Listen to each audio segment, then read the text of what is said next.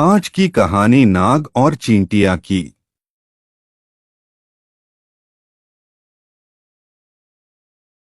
एक जंगल में एक नाग रहता था।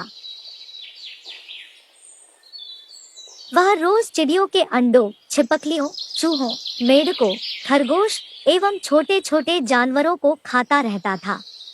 इस प्रकार छोटे छोटे जीवों को खाकर दिन भर सुस्त पड़ा रहता। कुछ दिनों में ही वह काफी लंबा मोटा हो गया। उसका घमंड भी बहुत बढ़ गया। एक दिन नाग ने सोचा, मैं जंगल में सबसे ज्यादा शक्तिशाली हूँ। मैं जंगल का राजा हूँ। अब मुझे अपनी प्रतिष्ठा और आकार के अनुकूल किसी बड़े स्थान पर रहना चाहिए। यह सोचकर उसने अपने रहने के लिए विशाल पेड़ का चुनाव किया।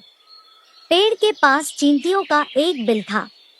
वहाँ ढेर सारे मिट्टी के छोटे छोटे कण जमा थे।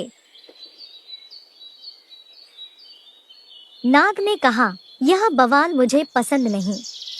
यह गंदगी यहाँ नहीं रहनी चाहिए। वह गुस्से से बिल के पास गया और उसने चींटियों से कहा, मैं नागराज हूँ, इस जंगल का राजा।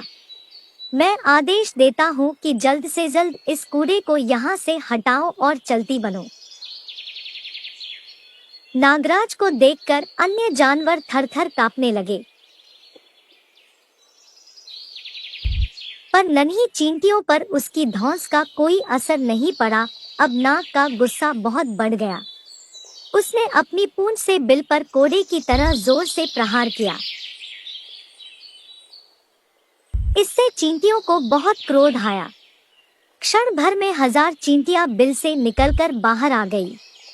वे नाग के शरीर पर चढ़कर उसे काटने लगी। नागराज को लगा जैसे उसके शरीर में एक साथ हजारों कांटे चुभ रहे हों। वह असह्य वेदना से विह्वल हो उठा। असंख्य चींटियों से वह घिर गया था। उनसे छुटकारा पाने के लिए वह छटपटाने लगा, मगर इससे कोई फायदा नहीं हुआ।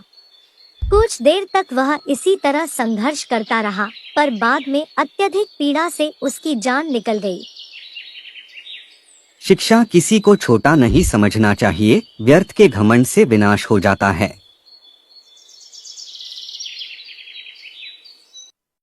कहानी पसंद आए तो लाइक, शेयर और सब्सक्राइब जरूर करें।